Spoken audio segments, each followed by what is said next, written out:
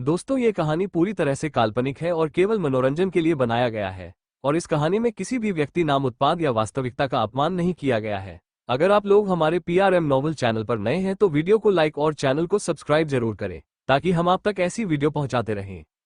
अगर एपिसोड में कहीं कोई गलती होती है तो आप कमेंट करें, हम उसे फिर से अपलोड करेंगे। धन्यवाद। आप देख रहे हैं reborn of secret queen, episode 21। Ishani का शर्माना, मदहोशी, वाइल्ड किस और समूचे किस, राधे राधे। ये कहते हुए ईशानी थोड़ा ऊपर उठी और उसने केशव के होठों पर अपने हाथ रख दिए और पोलाइट तरीके से केशव को किस करने लगी। उसके इस तरह किस करने से केशव हैरान था, लेकिन धीरे धीरे ईशानी का किस वाइल्ड होता जा रहा था, जिससे केशव अपने आप पर कंट्रोल कर नहीं पा रहा था।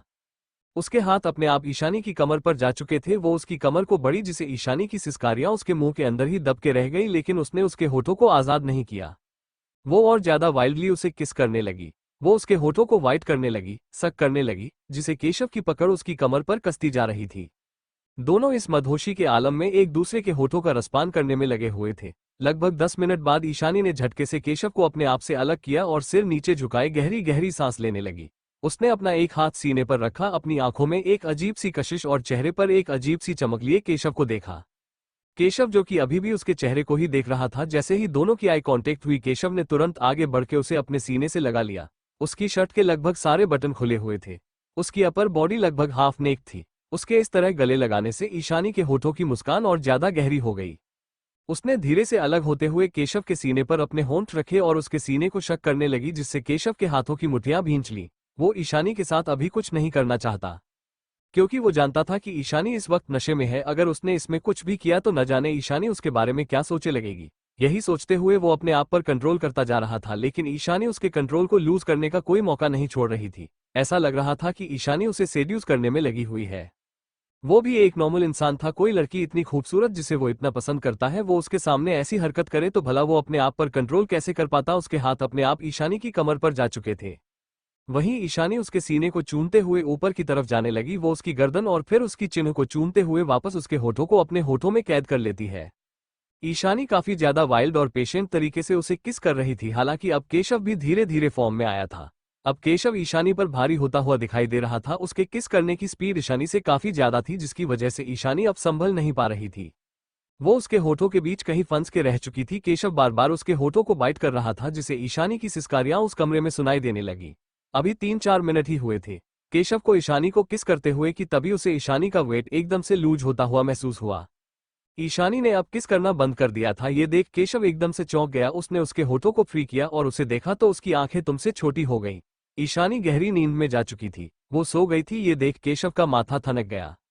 वो अपनी बीवी को किस कर रहा था और वहां वो सो गई थी। ये देख उसे काफी ज्यादा गुस्सा आया, लेकिन वो उसके मासूम थे फेस को देखने लगा और फिर उसने एक नजर उस गिलास को देखा। उसे लगा कि शायद वो उसके दवाई के ओवरडोज को संभाल नहीं पाई, या फिर दादी जी ने ही कुछ ज्यादा नशे की दवा मिला दी होगी। ये सोच उसने नामे सिर हिलाया और ईशानी को एकदम से अपनी बाहों में उठा लिया और बेड के एक किनारे पर लाकर लिटा दिया। वो अपनी शर्ट की स्लीव फोल्ड करते हुए जैसे ही वापस बेड पर आकर लेट तो ईशानी एकदम से उसके सीने से आ लगी और इसके सीने पर अपना सिर रखते हुए अपने एक टांग को उसकी टांगों के बीच फंसा लिया। ये देख केशव एक बार फिर पागल हो गया। उसने अपनी शर्ट के बटन नहीं लगाए, जिसकी वजह से ईशानी की गर्म सांसें उसे अपने सीने पर महसूस हो रही थी। उसे समझ में नहीं आया था कि ये कैसी लड़की है, सोते हुए भी उसे सेड्यूस कर रही है। उसने तुरंत अपनी शर्ट के बटन लगाए और ईशानी से खुद को दूर किया और उसे बेड के दूसरे कोने पर लेटा दिया और खुद इस कोने पर आकर लेट गया। लेकिन कुछ ही मिनट के बाद ईशानी फिर से उसके सीने पर आग लगी। ये देख उसका सिर चकराने लगा था, लेकिन अब उसने ईशानी को अपने आप से अलग नहीं किया, बल्कि उसे अपनी बाहों में कस लिया। वो ईशानी को अपनी बाहों में भरकर सो गया था। उसे एक अजीब सा सुकून, एक शांति महसूस हो रही थी, जो उसे सालों से आज तक महसूस नहीं हुई थी। बिजनेस की दुनिया का बादशाह, 24 घंटे काम करने वाला, कभी रात को चैन से सो नहीं पाया था। उसे हर वक्त कोई ना कोई टेंशन लगी रहती थी, लेकिन इस वक्त उसे सिर्फ ईशानी का ख्याल था। कोई ना कोई टेंशन, ना ही किसी तरह की कोई परेशानी। वो बस ईशानी के बारे में सोच रहा था। ऐसे ही उन दोनों को नींद आ गई। अगली सुबह अचानक दरवाजा खटखटाने की आवाज सुनकर ईशानी की आंखें तुरंत से खुली। वो एकदम से चौंकते हुए सामने दरवाजे की तरफ देखने लगी। तभी उसे अपनी बगल में कुछ एहसास हुआ। उसने अपनी मुंडी उठाकर देखा तो वो इस वक्त केशव के बिल्कुल ऊपर सोई हुई थी। सिर से लेकर पैर तक केशव के ऊपर थी। वो केशव के सीने में अपने सिर को छुपाए और उसकी टांगों को उसकी टांगों लपेटे हुए लेटी हुई थी। उसने अपनी बाहों से केशव को कसा हुआ था। ये देख तुमसे चौंक गई। उसने केशव के सीने की तरफ देखा, जिसके बटन अभी भी 4-5 खुले हुए थे। ये देख उसकी जान हलक में आ गई। वो शॉक्ड होकर आसपास देखने लगी, तभी उसे अपना सिर भारी होता हुआ महसूस हुआ। उसने अपने एकदम से अपना सिर पकड़ लिया। जैसे ही उसने अपना सिर पकड़ा तो उसे कल रात की धुंधली धुंधली याद और वो पैशनेट किस याद आया।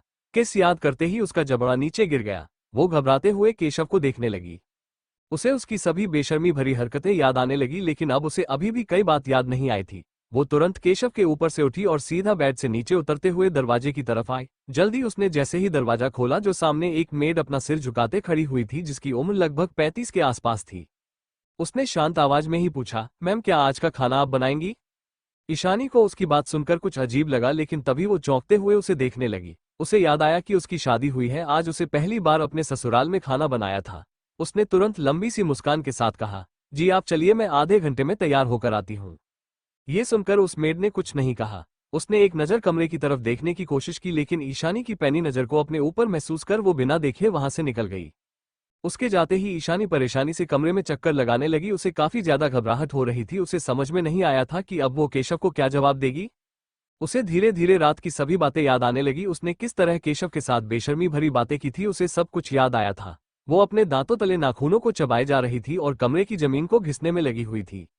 कुछ देर बाद ऐसे ही चलते फिरते उसे खाना बनाने का याद आया। वो तुरंत भागते हुए चेंजिंग रूम से अपने कपड़े लिए वापस बाथरूम की तरह भाग गई। लगभग 10-15 मिनट बाद वो नहाकर बाहर निकली तो देखा कि सामने केशव बेड पर नहीं था। ये देखकर उसने राहत की सांस ली। वो इस वक्त केशव को फेस नहीं करना चाहते थे। उसका चेहरा अभी भी शर्म से गुलाबी हो रखा था। वो मिरर के सामने जाकर खड़ी हो गई और मेकअप करने लगी।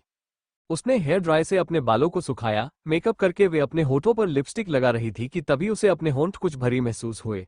उसने होठों को लिटिल फिंगर से टच किया तो उसके होंठ सूजे हुए थे। इसके बारे में सोचते ही उसके गाल दबाया ब्लश करने लगे। उसे रात का याद कि किस तरह केशव ने वाइल्ड तरीके से उसके होठों पर बाइट किया था। वो ये सोच ही रही थी कि तभी उसकी नज़र सामने मिरर में गई। मिरर में बिल्कुल सामने, जहां पीछे ही बिल्कुल उसके पीछे केशव खड़ा हुआ था, जिसने इस वक्त एक लूज लोअर के अलावा कुछ भी नहीं बना हुआ था। वो अपने हाथ में एक पानी की बोतल लिए पसीने से लटपट उसके पीछे खड़ा हुआ बस उसे देख रहा था। केशव की नजरें इस वक्त ईशानी की गर्दन पर अटकी हुई थी, जिसे देखकर उसके पसीने लगातार छूटते जा रहे थे। वही केशव को देख ईशानी एक बार फिर शर्म से भर गई। वो चुपचाप अपना से नीचे झुकाए जबरदस्ती मेकअप करने लगी। उसका मेकअप कंप्लीट हो चुका था, लेकिन वो वहीं बैठी हुई थी क्योंकि केशव अभी भी उसे घूर रहा था। उसने बड़बड़ाते हुए अपने आप से कहा, ओह गॉड, अब मैं क्या करूं? ये तो अभी भी मुझे ही देख रहे हैं। गॉड प्लीज प्लीज थोड़ी सी हेल्प कीजिए। ये कहते हुए उसने धीरे से मुंडी घूम के केशव को देखा। उसके इस तरह देखने से केशव ने तुरंत अपनी नजर फेरी और सीधा बाथरूम में घुस गया। उसके जाते ही ईशानी बिना टाइम वेस्ट किए सीधा भागते हुए कमरे के बाहर निकली।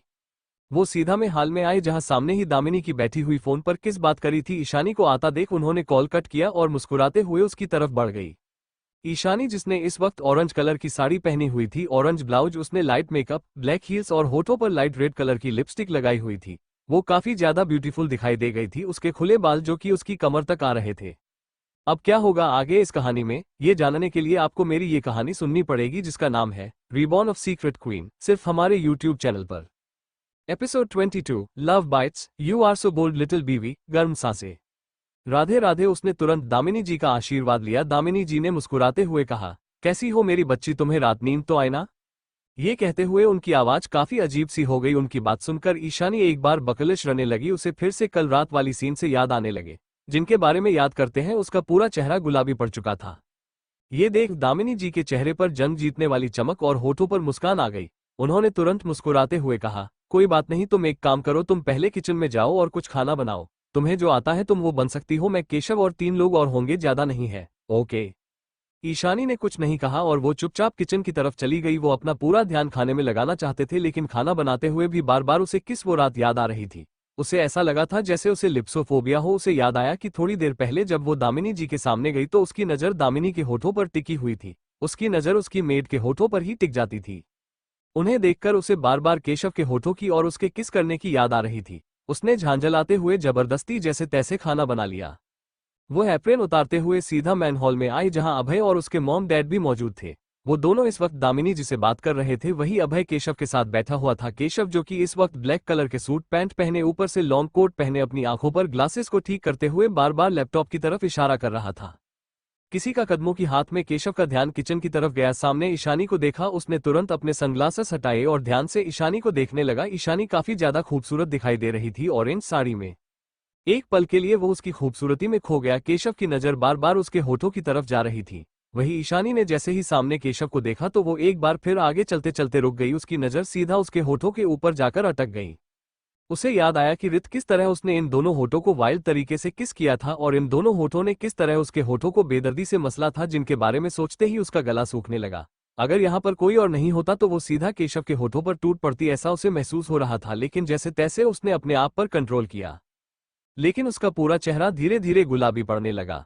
उसे अपनी पूरी बॉडी में एक अजीब सी गर्मी का एहसास हो रहा था। उसने तुरंत अपने गालों को थपथपाया और दामिनी जी को देखकर कहा, दादी जी वो खाना बन चुका है, आप प्लीज डाइनिंग टेबल पर आ जाइए। ये सुन मुस्कुराते हुए दामिनी जी ने उसे देखा। वही उसने दोबारा से खुशी और बेशक का आशीर्वाद लिया। थोड़ी देर बाद वो सभी लोग डाइनिंग टेबल पर बैठे हुए थे। ईशानी ने उन सभी को खाना सर्व कर दिया था। वो इस वक्त केशव के सामने खड़ी हुई थी। केशव को भी खाना सर्व, लेकिन वह बार बार उसके चेहरे को देख रही थी। वही केशव उसके इस तरह देखने से काफी अजीब फील कर रहा था। सामने सभी लोग उन दोनों को ही देख रहे थे। उसने इशारे से ईशानी को उसे तरफ देखने के लिए कहा, लेकिन ईशानी कहाँ रुकने वाली थी। वो पूरी बेशर्म की तरह उसके होठों पर अपनी नजर जमाई बैठी थी, जैसे कि बिल्ली चूहे के ऊपर नजर जमाई बैठी होती है। ईशानी को बस एक मौका चाहिए था उसके होठों को काटने का। उसने मन बना लिया था कि बार उसके होठों को वो छोड़ने वाली नहीं है। जिन होठों ने उसके होठों को इस तरह मसला, वाइल्ड तरीके से काटा और सुझा दिया, वो अपना बदला केशव के होठों से लेना चाहती थी। तभी दामिनी जी, जिन्हें अब काफी ऑकवर्ड फील होता, उन्हें ऐसा लगा था कि वो कबाब में हड्डी का काम कर रही है। यही फीलिंग ऋषभ, खुशी और अभय को भी आ रही थी। वो लोग पर परेशान होते हुए एक दूसरे को देखने लगे और खाने की तरफ। तभी दामिनी जी ने खांसते हुए कहा, आह वो ईशानी बेटा। उनकी आवाज ईशानी ने तुरंत अपने ख्याली पुलाव को वापस पतीले में रखा और पलटते हुए दामिनी जी को देखकर बोली, सॉरी दादी, क्या खाना अच्छा नहीं बना? दामिनी जी ने मुस्कुराते हुए कहा, अरे नहीं नहीं, खाना बहुत अच्छा है। लेकिन ये कहते कहते उन्होंने केशव की गर्दन को देखा, जहां देख उन्होंने तुरंत शर्म से अपने सिर को नीचे कर लिया और चुपचाप बिना कुछ कहे खाना खाने लगी। वही ये देख ईशानी एकदम से शॉक हो गई। उसने दोबारा केशव की तरफ देखा तो उसका मुंह खुलाकर खुला रह गया। उसका पूरा चेहरा शर्म से लाल चुका था। उसने अपनी नजर नीचे झुका ली। वहीं उन दोनों के देखते देखते सभी का ध्यान केशव की तरफ गया। वही केशव, जो कि एक्सप्रेशन लेस चेहरा लिए ब्रेकफास्ट कर रहा था, उसने उन सभी की नजर को अपने ऊपर महसूस किया और आंखें तरेर कर एक एक करके उन सभी को देखा।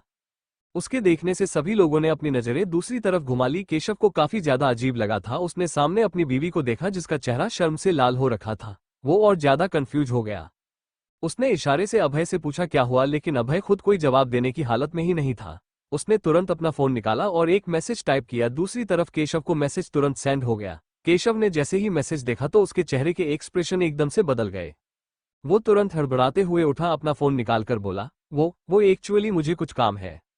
ये कहते हुए वो तुरंत अपनी कमरे की तरफ चला गया। उसके जाते ही दामिनी जी ने राहत की सांस ली। वहीं सभी लोग मुस्कुराते हुए ईशानी को देखने लगे, जो कि शर्म से अपना से नीचे झुकाए हुए थी। ये देख दामिनी जी हल्का सा मुस्कुराई और बोली, कोई बात नहीं बेटा, तुम एक काम करो, तुम अपना खाना और अपने पति का खाना कमरे में ले जाओ, दोनों वहीं बैठकर खा लेना। ईशानी सिर हिलाते हुए वहां से चली गई। उसने प्लेट में अपने लिए और केशव के लिए खाना निकाला और अपने कमरे की तरफ आ गई। कमरे में जैसे ही केशव पहुंचा, वो सीधा मिरर के सामने आया। उसने अपनी गर्दन पर देखा, जहां उसके गर्दन पर दांतों के निशान साफ दिखाई दे रहे थे। ये देख उसने अपना सिर पीट लिया। तभी उसने अपने पीछे खड़ी ईशानी को देखा, जिसके हाथ में खाने की प्लेट थी। वो उसे घूरने लगा। वही ईशानी उसके ऐसे देखने से सकपका गई। वो टेबल पर खाने की प्लेट रखते हुए उसके सामने सिर झुककर बोली, सॉरी वो मैंने ध्यान नहीं दिया, लेकिन अब क्या करेंगे इसका, ये तो इतनी जल्दी नहीं जाएगा। केशव ने अजीब सी मुस्कान के साथ उसकी तरफ पलटते हुए कहा, क्यों, इसका क्या करना है का क्या मतलब, हमारी शादी हुई है, ये निशान तो लाजमी है हम दोनों के शरीर पर आना, क्या तुम्हारे शरीर पर नहीं है क्या? ईशानी ने मासूमियत से ना में सिर दिया और मासूमियत से बोली, नहीं मेरी शरीर पर नहीं आए, क्योंकि आपने तो मेरे साथ कुछ किया ही नहीं रात। ये सुनकर केशव ने घूरते हुए अपने आप से कहा, बिल्कुल मैं कैसे कर सकता हूँ, नशे मेरा तुम थी रात, लेकिन अगर मैं थोड़ा और सिड्यूस हो जाता ना, आई प्रॉमिस बीवी, तुम्हारे पूरे इस बदन पर ये निशान हर जगह होते। काश कि मैं सिड्यूस हो गया होता तो इस निशान का बदला मैं तुमसे लेता लिटिल बीवी। वो अभी भी ईशानी को ही देख रहा था। ईशानी ने जीभ काटते हुए अपने आप से कहा, ओ गॉड, ये मैंने क्या कर दिया, मैंने ऐसा कैसे कर दिया, और नशे की हालत में, लेकिन मैं नशे में कैसे हो सकती हूँ, मैं तो कभी शराब भी नहीं पीती और मुझे कोई पिला नहीं सकता। वो ये सोची रही थी कि तभी उसे अपने कमर पर कुछ काफी ठंडा सा फील हुआ। तभी उसे अपनी फेस पर काफी गर्माहट महसूस हुई। उसे नजर उठाकर सामने देखा तो उसकी सांस अटक गई। वो अपनी पलकें झपकाने लगी और सामने देखने लगी, जहां उससे 2 ही इंच की दूरी पर 2 होंठ थे और वही उसके बिल्कुल सामने केशव खड़ा हुआ था, जिसके दोनों हाथ उसकी कमर पर थे। केशव की गर्म सांसें अपने फेस पर महसूस हो रही थी। वो पीछे हटने लगी। वही केशव के हाथ उसकी कमर से हट चुके थे, लेकिन वो पीछे नहीं जाता। वो धीरे धीरे उसकी तरफ बढ़ने लगा। उसके चेहरे पर कोई एक्सप्रेस नहीं थे। ईशानी पीछे हटते हटते सीधा सोफे पर जा गिरी। वही ये देख केशव के होठों पर डेविल स्माइल आ गई। उसने एकदम से अपने दोनों हाथ सोफे के दोनों तरफ टिकाए और एकदम से ईशानी की तरफ झुक गया, जो कि उठने ही वाली थी। उन दोनों के होंठ लगभग टकराते टकराते बचे, जिसे ईशानी का दिल लगभग बाहर आने को हो गया।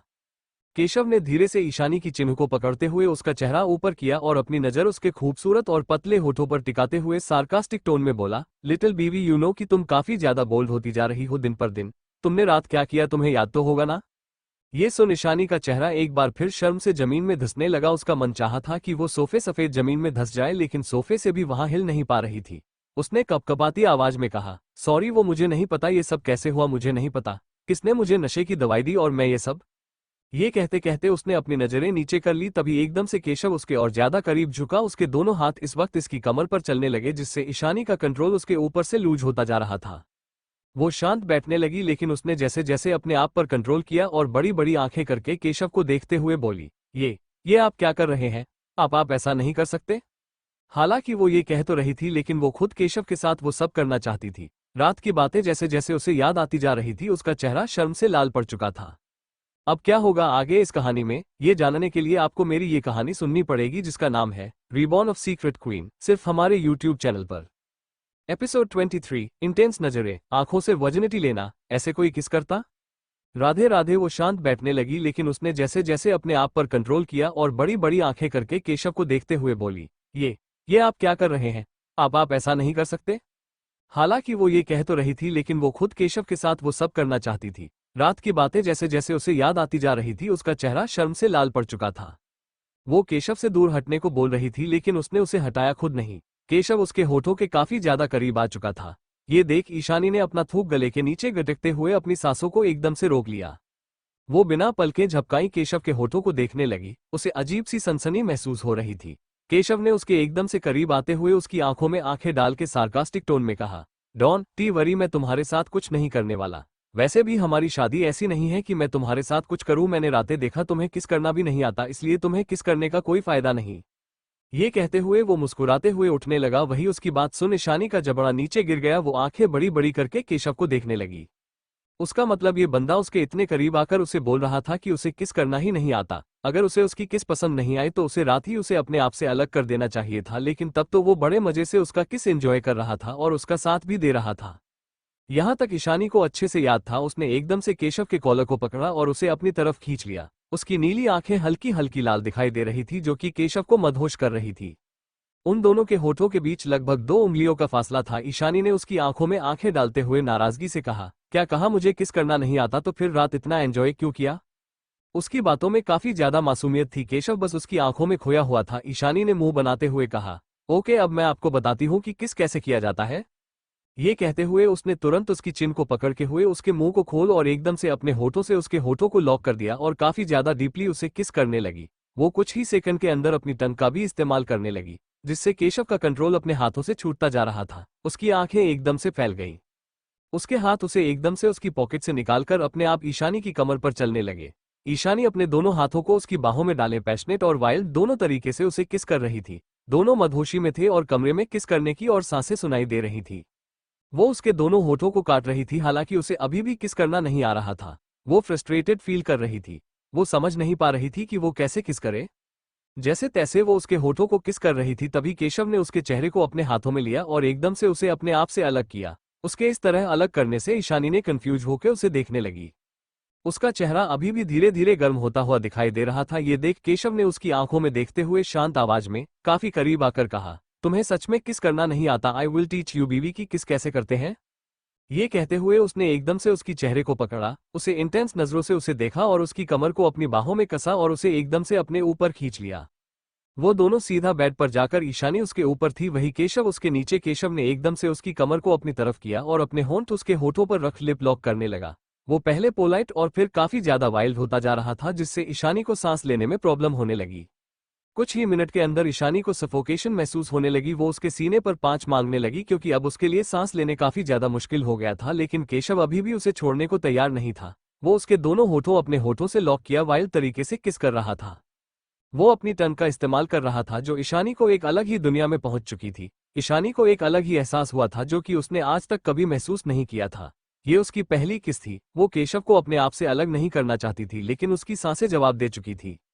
केशव को जब ये महसूस हुआ कि ईशानी अब सांस नहीं ले पाएगी तो उसने धीरे से ईशानी को अपने आप से दूर किया। जैसे ही ईशानी उससे अलग हुई वो एकदम से बेड पर उठकर बैठी और अपने सीने पर हाथ रख गहरी गहरी सांस लेने लगी।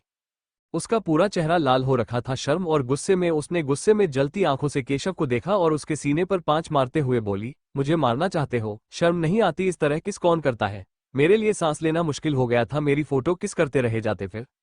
ये कहते हुए उसने एकदम से केशव को बेड पर धक्का दिया और उसके एकदम से पेट के ऊपर आकर बैठी और उसके सीने पर पंच करने लगी। वही केशव बस शांत नजर से उसे देख रहा था।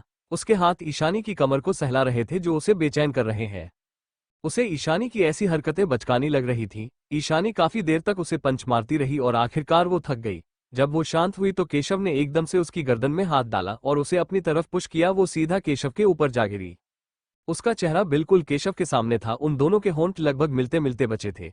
वही ईशानी का गला एक बार फिर सूखने लगा। उसकी नजरें अभी भी केशव के होठों पर ही जमी हुई थी जो उसे बहका रही थी। वहीं उसके दोनों हाथ इस वक्त केशव के सीने पर थे जिसमें उसने अब केशव की शर्ट को जकड़ा हुआ था और उसके हाथों के मुठियां बनी हुई थी। उसने धीरे से ऊपर करके केशव को देखा और शर्माते हुए अपनी नजर के नीचे कर ली और धीरे से उसके कॉलर को अपनी तरफ खींचते हुए कहा, बेशर्म कहीं के, शर्म नहीं आती किसी लड़की को कोई ऐसा रफ किस करता है? और वैसे भी हमारी शादी को इतना टाइम नहीं हुआ है कि आप इस तरह। उसकी बात बीच में काटते हुए केशव ने तुरंत उसे एकदम पलटा। ईशानी चौंकते हुए उसे देखने लगी। अभी थोड़ी देर पहले ही वो केशव के ऊपर बैठी हुई थी, अब केशव उसके ऊपर था। वही ईशानी नीचे लेटी हुई किसी छुईमुई की तरह सहमी हुई थी। वो बस अपनी पलकें झपकाते हुए केशव को देख रही थी। केशव जो कि उसके ऊपर पूरी तरह से लीन हो चुका था। इसका एक हाथ इस वक्त ईशानी की कमर को सहला रहा था। वही दूसरा हाथ से उसने ईशानी के दोनों हाथ ऊपर किए हुए थे। वो ईशानी के काफी ज्यादा करीब था, ईशानी के चेहरे के काफी करीब। उसे अपने इतने करीब देख ईशानी एक बार फिर अपना कंट्रोल खोने लगी। उसे ऐसा लगा था कि अगर इस बार केशव उसके करीब आया तो वो सब कुछ भूलकर उसे अपना बना लेगी, लेकिन वो अभी ऐसा नहीं करना चाहती थी। उसे अभी काफी कुछ करना था और उसे अभी केशव के दिल में अपनी वह जगह बनानी थी जो हमेशा से केशव के दिल में उसकी थी। उसने हकलाती हुई आवाज में कहा, वो सॉरी, वो मुझे कल रात के लिए माफ कर दो। वो मुझे नहीं पता था कि क्या हुआ और तुम उसका बदला ले रहे हो। तुम तो जानते हो ना मैं नशे में थी, अब उसका भी बदला लोगे? ये गलत बात है। खून के बदले खून और बदले के बदला कौन लेता है? देखो पति परमेश्वर, मैं नशे में थी, मैंने आपको किस कर दिया, लेकिन आप भी कुछ काम नहीं थे। मुझे याद है आपने मेरे नशे में उनके फायदा उठाने की कोशिश की। उसकी लास्ट लाइन सुन केशव की आंखें छोटी हो गई, उसकी भौहें तन गईं। वो अपनी वाइफ को देखते हुए बोला, क्या कहा तुमने? मैंने तुम्हारा फायदा उठाया? उसकी आवाज काफी ठंड और कोल्ड थी जिसे सुन ईशानी का गला सूख गया। उसे ऐसा लगा कि अगर उसे अभी पानी नहीं दिया तो वो प्यासे से ही मर जाएगी। उसने अपनी नजरें नीचे करते हुए धीमी आवाज में कहा, सॉरी, वो मेरे मुंह से निकल गया, लेकिन आप ऐसा नहीं कर सकते और मुझे जाने दीजिए। मुझे प्यास लगी है और वो देखिए वहां टेबल पर खाना लगा है, हमें खाना खाना चाहिए ना, ठंडा हो जाएगा। उसकी बात सुनकर केशव ने अपनी नजर घुमाकर उस टेबल की तरफ घुमाई और फिर ईशानी को देखने लगा। ईशानी नहीं होनी रो सूरत बनाते हुए कहा, प्लीज। ये कहते हुए उसने अपने दोनों कान पकड़ लिए। ये देख केशव बिना किसी स्पेशल के उसके ऊपर से उठा और जाकर चेयर पर बैठ गया। उसने अपना कोट उतार के सामने रखा और अपनी शर्ट को स्लीव्स को फोल्ड करते हुए उसने अपनी शर्ट के ऊपर के 3 बटन खोल दिए। वही ईशानी केशव के उठाने से काफी ज्यादा रिलैक्स फील कर रही थी। वो तुरंत बेड से उठी है और उसने सामने रख जग में से लगातार 2 गिलास पानी पी लिया। यह देख सामने बैठे केशव के होठों पर अचानक से एक मुस्कान आ गई। वो ईशानी को ही देख रहा था। वही उसके इस तरह देखने से ईशानी के लिए पानी पीना भी मुश्किल हो गया था। वो अपने आप में बड़बड़ाई, हे भगवान, किस किस्म का इंसान है? मैं जानती हूँ प्यार करता है, लेकिन ये कैसा प्यार है? मुझे इतना परेशान कर रहा है। इसका ये प्यार पानी तक पीने नहीं देगा। ये साथ मुझे लगता है आंखों से ही मेरा एनकाउंटर करेगा, कहीं आंखों से मेरी वर्जिनिटी तो नहीं छीनेगा। ये कहते हुए वो चौक का केशव को देखने लगी। तभी उसका ध्यान सामने टेबल पर रखा वो तुरंत टेबल की तरफ भागी। अब क्या होगा आगे इस कहानी में, ये जानने के लिए आपको मेरी ये कहानी सुननी पड़ेगी जिसका नाम है रीबॉर्न ऑफ सीक्रेट क्वीन, सिर्फ हमारे यूट्यूब चैनल पर। एपिसोड 24, बेशर्म पति, आप जबरदस्ती कर रहे हैं, मैं तुम्हें खा जाऊंगा। राधे राधे। वो ईशानी को ही देख रहा था। वही उसके इस तरह देखने से ईशानी के लिए पानी पीना भी मुश्किल हो गया था। वो अपने आप में बड़बड़ाई, हे भगवान, किस किस्म का इंसान है? मैं जानती हूँ प्यार करता है, लेकिन ये कैसा प्यार है? मुझे इतना परेशान कर रहा है। इसका ये प्यार पानी तक पीने नहीं देगा। ये साथ मुझे लगता है आंखों से ही मेरा एनकाउंटर करेगा, कहीं आंखों से मेरी वर्जिनिटी तो नहीं छीनेगा। ये कहते हुए वो चौक का केशव को देखने लगी। तभी उसका ध्यान सामने टेबल पर रखा वो तुरंत टेबल की तरफ भागी। ये देखकर केशव की आंखें छोटी हो गई। वो टेबल के ऊपर सनग्लासेस को उठाकर वापस आए और केशव की एकदम करीब आते हुए उसके ऊपर झुक गई। ये देख केशव कंफ्यूज होकर उसे देखने लगा। ये देखकर केशव की आंखें छोटी हो गई। वो टेबल के ऊपर सनग्लासेस को उठाकर वापस आए और केशव की एकदम करीब आते हुए उसके ऊपर झुक गई। ये देख केशव कंफ्यूज होकर उसे देखने लगा। वो कुछ कहता उससे पहले ही ईशानी ने ब्लैक कलर के वो सनग्लासेस केशव की आंखों पर लगाते हुए कहा, आप आंखों पर चश्मा लगाए, आपकी आंखें मुझे काफी इंटेंसिटी का एहसास करवा रही हैं। मुझे काफी डर लग रहा है।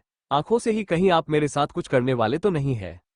ये कहते हुए वो उसके बगल में जाकर ही बैठ गई। केशव ने उसे देखा लेकिन अब ईशानी रिलैक्स, क्योंकि उसे केशव की आंखें दिखाई नहीं दे रही थी। उसकी आंखें उसकी बॉडी से ज्यादा उसे अट्रैक्ट कर रही थी। उसने अपने सीने पर हाथ रखते हुए कहा, थैंक गॉड बच गई, वरना आज तो मेरा सब कुछ लुट गया था। मेरा आंखों का डाकू कहीं का। उसकी आवाज सुनकर केशव उसे देखते हुए कहा, मुझे नहीं पता क्या लुट गया तुम्हारा। ईशानी ने चौंकते हुए उसे देखा। वो अपने दांतों तले नाखूनों को चबाते हुए बोली, तुमने सब कुछ सुन लिया। उसकी बात सुन केशव एकदम से उसकी तरफ झुका। ईशानी एकदम से सोफे पर लेट गई। केशव उसके ऊपर था और उसकी नीली टिमटिमाती आंखों में देख रहा था। केशव ने उसके ऊपर झुकते हुए उसकी आंखों में आंखें डालकर कोल्ड वॉइस में कहा, बीवी तुम कुछ ज्यादा ही खिचड़ी पकने लगी हो। आई नो कि तो मेरी बीवी हो, लेकिन मुझ पर इस तरह शक करना और इल्जाम लगाना बंद करो। मैं तुम्हारे साथ कुछ नहीं करने वाला। ये कहते हुए वो उठने को था, लेकिन तभी ईशानी ने उसका काला पकड़ते हुए उसे अपनी तरफ खींच। उसे केशव का ये कहना बिल्कुल पसंद नहीं आया था। वो सच में चिढ़ गई थी। उसका मतलब क्या है? क्या वो खूबसूरत नहीं है क्योंकि वो उसके साथ कुछ नहीं करने वाला? कुछ नहीं करने वाले का क्या मतलब है? क्या उसे पसंद नहीं करता, लेकिन वो तो उसे बहुत प्यार करता है। उसने केशव को अपनी तरफ खींचा ही था कि तभी उसकी नजर केशव की शर्ट के अंदर उसकी बॉडी के ऊपर चली गई, जिसे देख एक बार फिर वो मदहोश होने लगी। उसे ऐसा लगा था कि वो उसकी बॉडी को देखकर हिप्नोटाइज हो गई है। वही ये देख केशव के होठों पर तिरछी मुस्कान आ गई। उसने एकदम से उसकी कमर को टाइटली होल्ड किया और अपनी तरफ किया, जिससे ईशानी एकदम से सॉफ्ट से थोड़ी सी उठी। वो हैरान होगा केशव को देखने लगी। केशव एकदम से उसके कान के पास आया, उसके कानों को अपने जीभ से लिक करते हुए सिडक्टिव वॉइस में कहा, do you want me little wife. उसकी ये बात सुन के ईशानी के दिल की धड़कन काफी तेज हो गई। एक तो केशव उसके इतनी करीब था और उसकी इतनी सिडक्टिव और इंटेंस वॉइस उसे और ज्यादा अपनी तरफ अटैक कर रही थी। ईशानी ने कसके उसके कॉलर को पकड़ लिया। मैं अपनी नजर के नीचे झुका ली, लेकिन उसके दिल की धड़कनें केशव को साफ सुनाई दे रही थी। वो उसकी तरफ और ज्यादा झुकने लगा। उसे इस तरह झुकता देख ईशानी ने फिर से उसके सीने पर हाथ देखते हुए हकला कर कहा, प्लीज आप पहले खाना खा लीजिए। केशव ने आई विंक करते हुए पूछा, मतलब खाना खाने के बाद में ये सब कर सकता हूँ? ईशानी ने चौंकते हुए उसे देखा। वो उसके साथ फ्लर्टिंग कर रहा था। उसने मुंह बनाते हुए कहा, नहीं मेरा वो मतलब नहीं था। मतलब मेरा मतलब ये था कि आप खाना खाने के बाद, मतलब आप खाना खा लीजिए पहले। उसे समझ में नहीं आया था कि वो क्या बोले। वो बस अपने आप में ही बड़बड़ाई जा रही थी। वही उसे इतना कंफ्यूज होते देख केशव ने उसकी नाक पर टैप किया और एकदम से उसके ऊपर से उठकर सीधा होकर बैठ गया। लेकिन उसके होठों पर शैतानी स्माइल थी जो काफी कुछ बयां कर रही थी, क्योंकि दिमाग में कुछ शैतानी खिचड़ी पक रही है। वही उसकी इस खिचड़ी से अनजान ईशानी ने उसके लिए प्लेट में खाना सर्व किया और दूसरी प्लेट में अपने लिए सर्व करने लगी, लेकिन तभी केशव ने उसका हाथ पकड़ लिया। उसने कंफ्यूज होते हुए केशव को देखा, अपनी आंखें टिमटिमाते हुए पूछा, क्या हुआ, क्या मैं खाना नहीं खाऊंगी क्या? देखिए मुझे भी भूख लगी है, मुझे भी आपकी तरह खाना खाना है। ये कहते हुए ईशानी ने बड़ी ही मासूमियत के साथ केशव को देखा। वही उसकी बात केशव सोच में पड़ गया। क्या कि सच में उसकी बीवी इतनी मासूमियत है, लेकिन वो जिस तरह से झूठ बोलती है, जिस तरह से लोगों को देखते हैं, जिस तरह से उसका एटीट्यूड है, बिल्कुल भी नहीं लगता। वो बस अपनी बीवी के मासूम फेस को देखने लगा और उसने एकदम से ईशानी को कमर से पकड़ा, किसी छोटे बच्चे की तरह उठाकर अपनी गोद में बैठा लिया। ईशानी मुंह बनाते हो उसे देखकर बोली, अब ये क्या है, मुझे नीचे उतारिए, मुझे आपको नहीं खाना तो ओके, मुझे रोटी खानी है। ये कहते हुए उसने सामने प्लेट की तरफ इशारा किया। केशव ने अपने हाथ में प्लेट उठाई और उसे देखकर अजीब सी मुस्कान के साथ बोला, बीवी तुम्हें नहीं लगता कि तुम कुछ ज्यादा ही अनरोमांटिक हो? तुम्हें अपने पति के साथ खाना खाना चाहिए। चलो तुम्हारे पति का भूख लगी है, अपने हाथों से मुझे खाना खिलाओ। उसकी बात सुन ईशानी का मुंह खुला का खुला रह गया। उसका जबड़ा लगभग नीचे जमीन से टकराते बचा। उसने मुंह बनाकर कहा, नहीं मैं खिलाऊंगी, पहले आप मुझे खिलाएंगे। देखिए आप अपने हाथों से खा सकते हैं।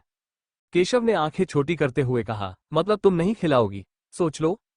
उसने इशारे से धमकी दे डाली। ईशानी ने मुंह बनाते हुए बोली, आप मुझे धमकी देंगे? आप मुझे धमकी नहीं सकते, आपको जो करना है कर लीजिए। ये कहते हुए वो उसकी गोद से उठने को हुई कि तभी केशव ने उसकी कमर में हाथ डालते हुए वापस उसे अपनी गोद में बैठाया और उसकी गर्दन के पास एकदम से अपने होंठ रख दिए, जिसे ईशानी बुरी तरह से सुन्न पड़ गई। वो अपनी आंखें बड़ी बड़ी करके उसे देखने लगी। वो कुछ कहना चाहती थी, उससे पहले ही केशव ने उसके होठों पर उंगली रखते हुए उसकी गर्दन को लिक करना स्टार्ट कर दिया। जिससे ईशानी की सांसें तेज होने लगी। उसे समझ में नहीं आ रहा था कि वह क्या करे, कैसे अपने आप पर कंट्रोल करे। उसका पति उसे सिड्यूस कर रहा था।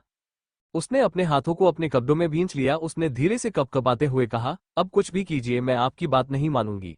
आप तो ऐसा नहीं कर सकते, ये जबरदस्ती है। केशव ने उसकी गर्दन पर अपने होंठ दबाते हुए कहा, जबरदस्ती नहीं है, प्यार है और काफी दर्द भी हो सकता है अगर तुम नहीं खिलाओगी तो। ईशानी ने हाँ में सिर हिलाया तो केशव ने उसे छोड़ा। ईशानी मुंह बनाते हुए उसे खाना खिलाने लगी। केशव भी उसे खाना खिला रहा था। वहीं दूसरी तरफ लंदन के एक वीआईपी रिसोर्ट के बैंक साइड में एक स्विमिंग पूल बना हुआ था, जिसके अंदर एक 30-35 साल का आदमी स्विमिंग कराया था। उसने सिर्फ ब्लैक कलर के एक बॉक्स ही पहना हुआ था। उसके छोटे छोटे बाल थे, उसके कानों में हेडफोन लगे हुए, स्लिम बॉडी, 22 स्टेप्स थे। वही स्विमिंग पूल के आसपास कुछ बॉडीगार्ड खड़े हुए थे, उनके अलावा कोई भी नहीं। तभी एक बॉडीगार्ड के हाथ में उसे आदमी का फोन था जो रिंग करने लगा। बॉडीगार्ड ने अपने फोन को देखा और तुरंत फोन को लिए स्विमिंग पूल के किनारे पर आ गया। उसने थोड़ी तेज आवाज में कहा, बॉस आपका फोन का फोन रिंग कर रहा है। ये सुन उस आदमी की भौहें आपस में तन गई। उसने पलटकर उसे बॉडीगार्ड की तरफ स्विमिंग करना स्टार्ट कर दिया। वो धीरे धीरे उसके पास आया और एकदम से स्विमिंग पूल के किनारे अपने दोनों हाथ बाहर की तरफ रख दिए और अपनी लाल आंखों से उसे बॉडीगार्ड को देखने देगा। उसके इस तरह देखने से बॉडीगार्ड एकदम से सकपका गया और उसने अपनी नजरें नीचे झुका दी। उस आदमी ने बिना किसी भाव के अपना हाथ आगे बढ़ाया तो उस बॉडीगार्ड ने कपकपाते हाथों से उसके हाथ में फोन थमा दिया। उसे आदमी ने स्क्रीन पर नाम देखा तो उसने कसके अपनी आंखें बंद कर ली। एक अजीब सा ऑरा, एक अजीब सी सनसनी वहां फैल गई, जिसे महसूस कर सब बॉडीगार्ड कांपने लगे। उस आदमी ने कसके अपनी आंखें भींची और एकदम से खोलते हुए कॉल अटेंड किया और फोन कान पर लगाया। तभी दूसरी तरफ से एक औरत की उसे शांत आवाज सुनाई दी, कहां पर हो, अभी तक घर नहीं आए? आदमी ने गहरी सांस लेते हुए कहा, इससे आपको फर्क नहीं पड़ता है मैं कहां पर हूं, मैं जहां भी हूं मैं ठीक हूं, आप बताइए आपको कोई काम था? तभी दूसरी तरफ से उसे औरत ने चिढ़ते हुए कहा, सर क्या तुम ठीक से जवाब नहीं दे सकते? ये मत भूलो कि हम। उसकी बात पूरी होती पहले ही उस आदमी ने अपने कदम स्विमिंग पूल के बाहर रखते हुए थोड़ी तेज आवाज में कहा, मैंने कहा ना कि इस बात से आपको फर्क नहीं पड़ना चाहिए कि मैं कहां पर हूं और बार बार अपना रिश्ता मेरे साथ जोड़ने की कोशिश ना करे तो बेहतर है मैं घर आता हूं, वहां पर बात करेंगे। ये कहते हुए आदमी ने तुरंत कॉल कट कर दिया और फोन अब वापस बॉडीगार्ड की तरफ फेंका। बॉडीगार्ड ने फोन कैच किया और बाथरोब हड़बड़ाकर उस आदमी की तरफ बढ़ाया। वो आदमी अपने शरीर से व्हाइट कलर के बाथरोब लपेटे रिसोर्ट के अंदर चला गया। उसी के पीछे पीछे सभी बॉडीगार्ड चले गए। वहीं आदमी एक वीआईपी रूम के अंदर एंटर हुआ जो कि काफी ज्यादा लग्जरी था। वहां का सभी सामान महंगा और काफी कीमती था। उस आदमी ने एक सूटकेस को खोला और व्हाइट कलर के अपने सूट पैंट निकालकर चेंजिंग रूम की तरफ चला गया। अब क्या होगा आगे इस कहानी में, ये जानने के लिए आपको मेरी ये कहानी सुननी पड़ेगी, जिसका नाम है रिबॉर्न ऑफ सीक्रेट क्वीन, सिर्फ हमारे यूट्यूब चैनल पर।